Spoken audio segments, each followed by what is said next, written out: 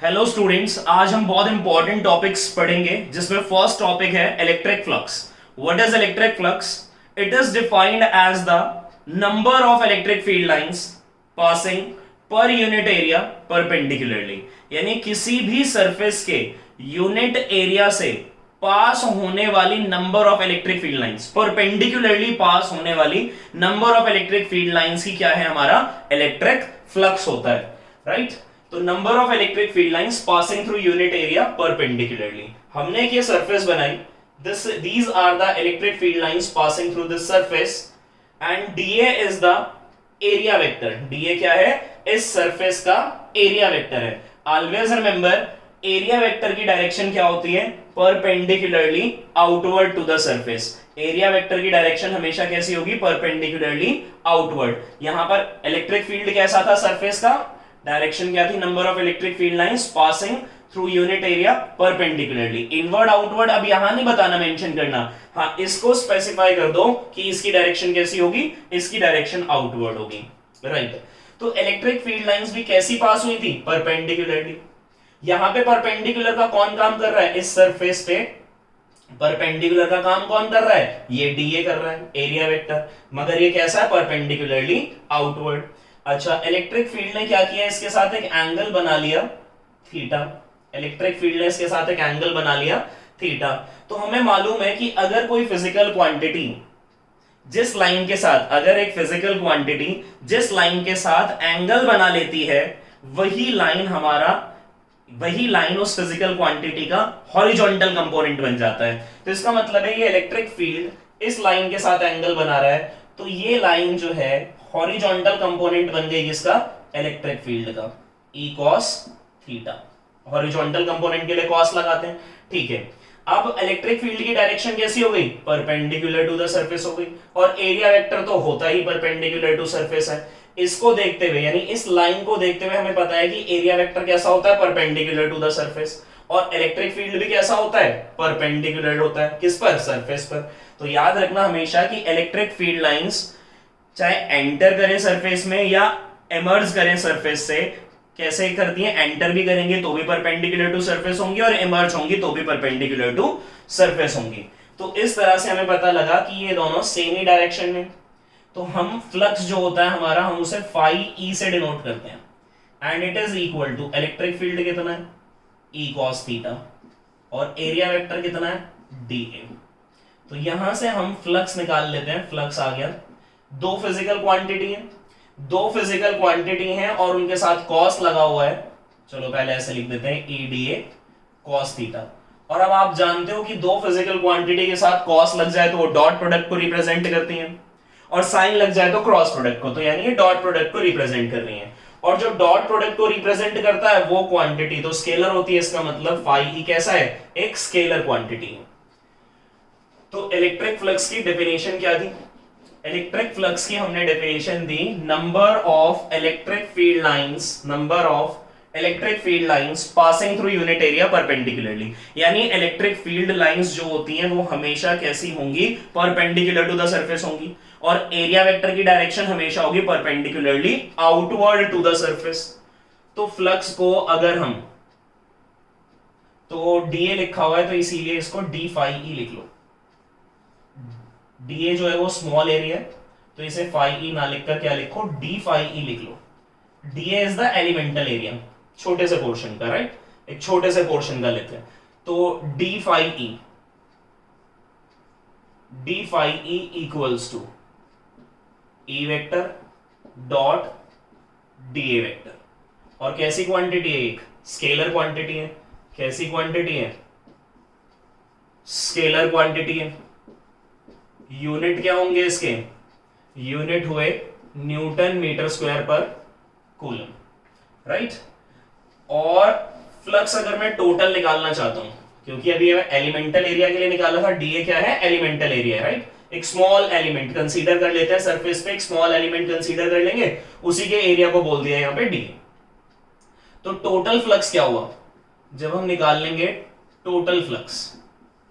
तो जो elemental area के लिए फ्लक्स आपने निकाला था उसको आप इंटीग्रेट कर दो, किसके लिए?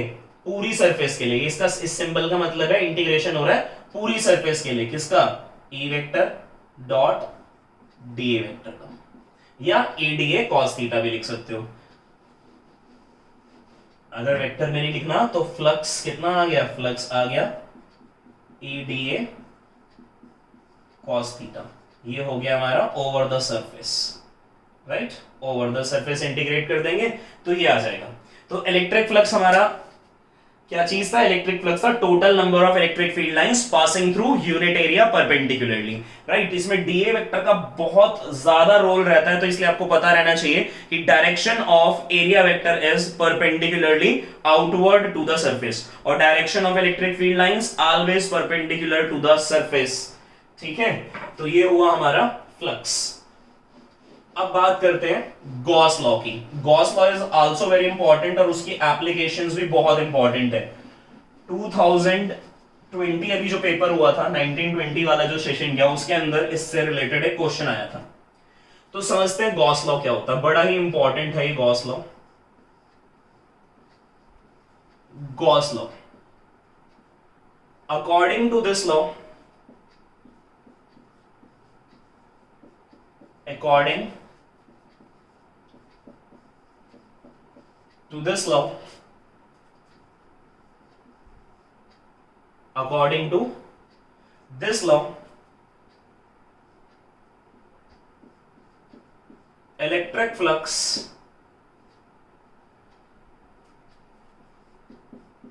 according to this law, electric flux of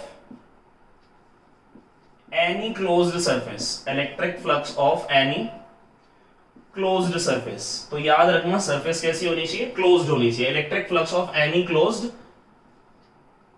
surface is equal to 1 by epsilon not times, E मत समझो, एप्सिलॉन नॉट है, राइट, पढ़ा है ना epsilon not, permittivity of free space, 1 by epsilon naught times the charge enclosed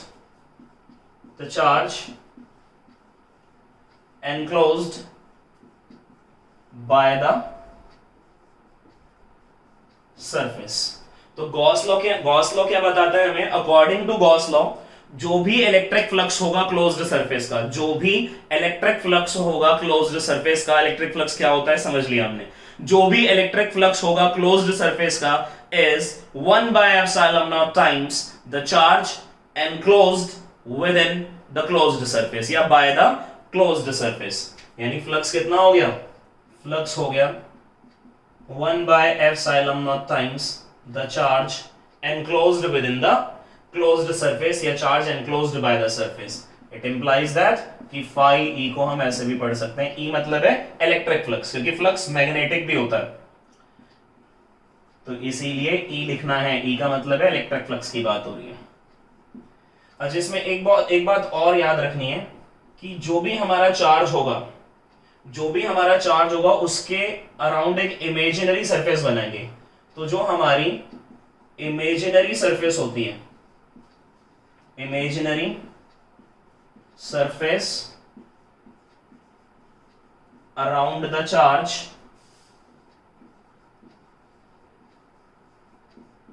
is called Gaussian surface। तो उसे क्या नाम दे देंगे, गॉसियन सरफेस का नाम दे देंगे, राइट। तो गॉस लॉ के अकॉर्डिंग हमने पढ़ा कि electric flux of any closed surface, किसी भी क्लोज्ड सरफेस का electric flux is 1 by epsilon naught times the charge enclosed by the closed surface। और हमने गॉसियन सरफेस क्या पढ़ा, गॉसियन सरफेस क्या होती हैं, imaginary surfaces around the charge, किसी भी चार्ज के अराउंड जो इमेजिनरी सरफेस होती हैं हम उन्हें क्या बोल देते हैं, गॉसियन सरफेसेस बोल देते हैं, राइट। तो ये था हमारा गॉस लॉ। अच्छा, इससे पहले हमने फ्लक्स की एक डेफिनेशन और पढ़ी थी, एक डेफिनेशन ये गॉस लॉ से आ गई हमारे पास। तो पहले जो पढ़ी थी वो क्या थी हमारी, वो ये थी कि भाई हमारा जो फ्लक्स है, अभी जो पढ़ी वो आ गई Q by epsilon नॉट, और पहले जो पढ़ी थी वो थी integral of E vector dot D A vector, तो ये दोनों चीजें आपको याद रखनी है। आगे चलते हैं। हमने दो केस लिए, एक ये सरफेस है, इस सरफेस में चार्ज रखा हुआ है Q फॉर एग्जांपल इस पोजीशन पे। एक दूसरी सरफेस है, इसमें चार्ज की पोजीशन मैंने चेंज करके यहां कर दी, इस पॉइंट पे कर दी, पॉजिटिव चार्ज है। सरफेस को कैसा कर दिया मैंने, सरफेस को मैंने बड़ा कर दिया, सरफेस को क्या कर दिया मैंने, बड़ा कर दिया। पॉजिटिव चार्ज है तो फील्ड लाइंस यहां से निकलेंगी, तो फील्ड लाइंस यहां से निकाल दी हमने, राइट। इसी तरह से फील्ड लाइंस यहां से भी निकाल दी हमने,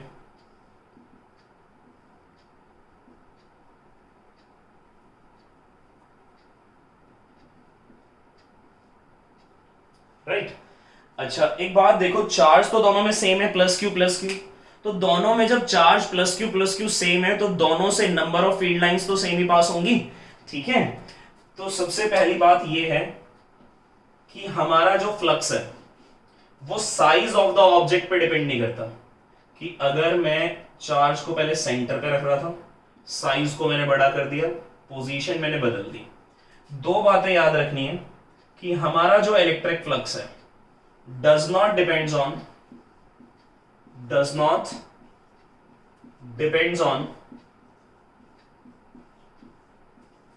size of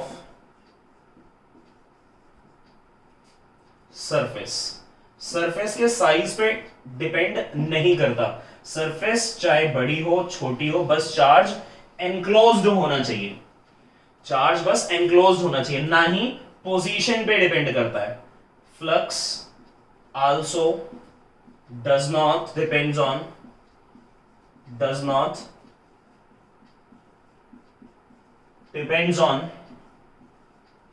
position of charge, does not depends on position of charge enclosed by the surface, enclosed by the surface.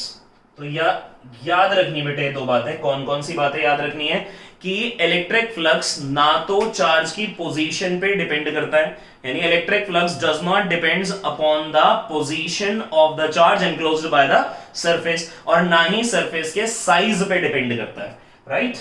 तो दो बातें याद रखनी है। आगे चलते हैं।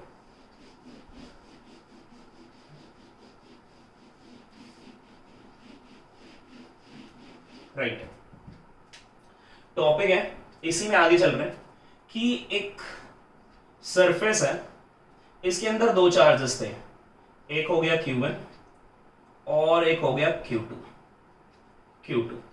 ये दो चार्जेस हैं। एक तीसरा चार्ज और है, और वो चार्ज है Q3। अब ये जो Q1 है पॉजिटिव है, कोई साइन नहीं लगाया हुआ तो अंडरस्टूड है पॉजिटिव है। इससे कुछ फील्ड लाइंस निकल रही हैं, तो आप देख रहे हो इससे फील्ड लाइंस कैसी निकल रही हैं, बाहर निकलती हुई दिखाई दे रही हैं। इससे भी कैसे निकल रही हैं, बाहर निकल रही हैं। इससे क्या है, फील्ड लाइंस देखो अंदर भी आई पहले, और अंदर आने के बाद फिर बाहर भी निकली। तो जितनी फील्ड लाइंस अंदर आ रही हैं, उतनी क्या हो रही है, इससे बाहर जा रही हैं। तो इसका मतलब ये हुआ incoming flux is equal to outgoing flux.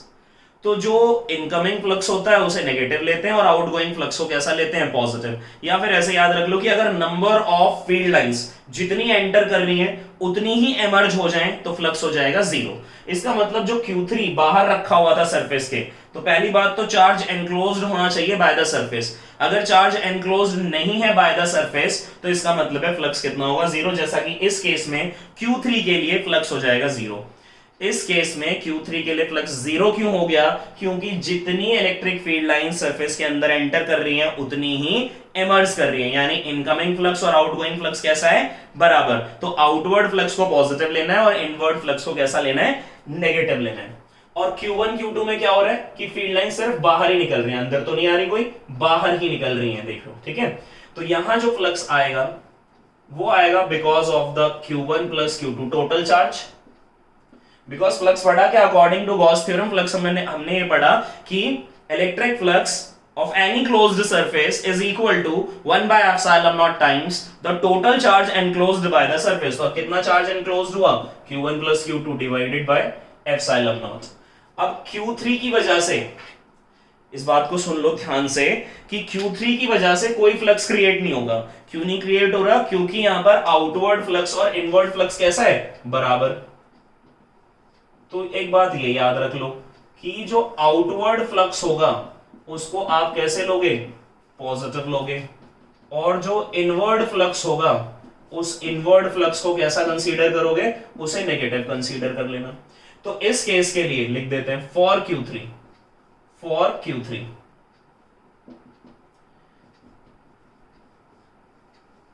Inward flux equal to outward flux, यानी जितनी लाइंस एंटर कर रही थी उतनी बाहर निकल गई. तो इनवर्ड आउटवर्ड फ्लक्स कैसा हो गया? बराबर. साइन में कैसा है? अपोजिट. कैंसिल हो गया, इसीलिए Q3 की वजह से कोई भी फ्लक्स नहीं होगा.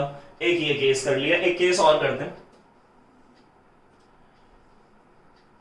मान लेते हैं सिचुएशन कुछ ऐसी है कि एक सरफेस है, उसके अंदर एक पॉजिटिव चार्ज है और सेम मैग्नीट्यूड का नेगेटिव चार्ज है.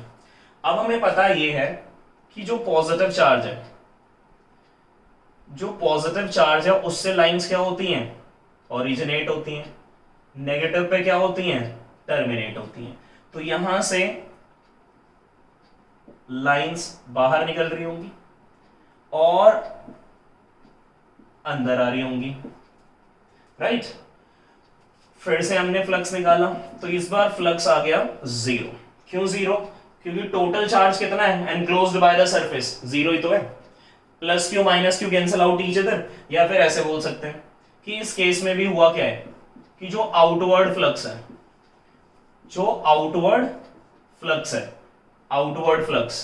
किसके इक्वल है?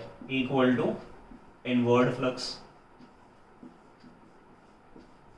जितना आउटवर्ड फ्लक्स है, जितनी फील्ड लाइंस निकल रही हैं उतनी तो एंटर कर रही हैं. जितनी फील्ड लाइंस सरफेस से बाहर गई उतनी फील्ड लाइन सरफेस के अंदर आ गई. सरफेस से बाहर निकलती हैं तो भी फील्ड लाइन सरफेस के साथ 90 बनाएगी और जब अंदर एंटर करती हैं तो भी सरफेस के साथ क्या बनाएगी? 90 डिग्री. याद रखना, इलेक्ट्रिक फील्ड लाइंस कैसी डायरेक्शन कैसी दिखाओगे? Perpendicular to the surface. Right. Inward या आउटवर्ड कुछ भी हो सकती है. और एरिया वेक्टर याद रखना, फ्लक्स के लिए एरिया वेक्टर की डायरेक्शन क्या है? Perpendicularly outward to the surface. Right. तो ये फ्लक्स और गॉस लॉ था. तो फ्लक्स और गॉस लॉ के ऊपर बहुत इंपॉर्टेंट न्यूमेरिकल्स हैं जो बोर्ड में आते हैं 3 मार्क्स में, और गॉस लॉ की कुछ एप्लीकेशंस हैं. तो नेक्स्ट वीडियो में मैं या तो न्यूमेरिकल्स करा दूंगा तुम लोगों को फ्लक्स और गॉस लॉ के ऊपर, या एप्लीकेशंस कर लेंगे गॉस लॉ की. राइट. तो आज इतना ही रखते हैं. अगर ये वीडियो पसंद आया तो लाइक करें, शेयर करें और चैनल को सब्सक्राइब करें. Thank you very much.